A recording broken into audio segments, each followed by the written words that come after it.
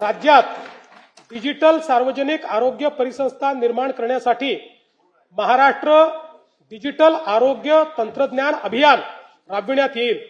यामुळे real time डॅशबोर्डच्या आधारे प्रभावी निर्णय प्रक्रिया आणि संनियंत्रण करणे शक्य होईल।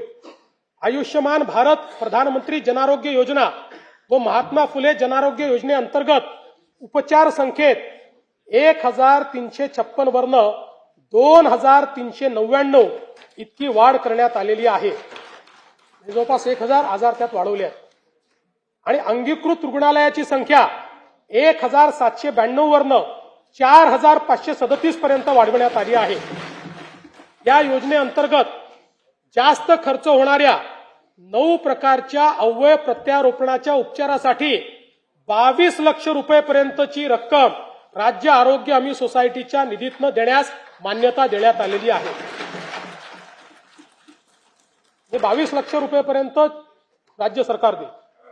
सार्वजनिक आरोग्याच्या सर्वंकष उन्नतीसाठी एम्स व आयएमच्या धर्तीवर उच्च गुणवत्तेच्या प्रशिक्षण व संशोधनासाठी नागपूर येथे भारतीय सार्वजनिक आरोग्य संस्थेच्या सहकार्याने महाराष्ट्र सार्वजनिक आरोग्य संस्था स्थापन करण्यात येईल। राज्यात 35 शासकीय वैद्यकीय महाविद्यालय कार्यान्वित आहेत। त्यापैकी नव्याने मान्यता दिलेल्या 11 महाविद्यालयांची बांधकामे विविध टप्प्यावर आहे।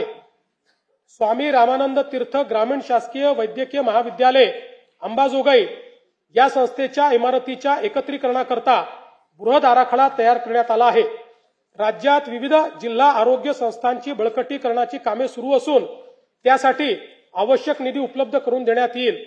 बीड येथील जिल्हा रुग्णालयाच्या विस्तारीकरणासाठी 360 खाटांचे रुग्णालय बांधकाम, नर्सिंग कॉलेज व वसतिगृहाचे काम प्रस्तावित आहे।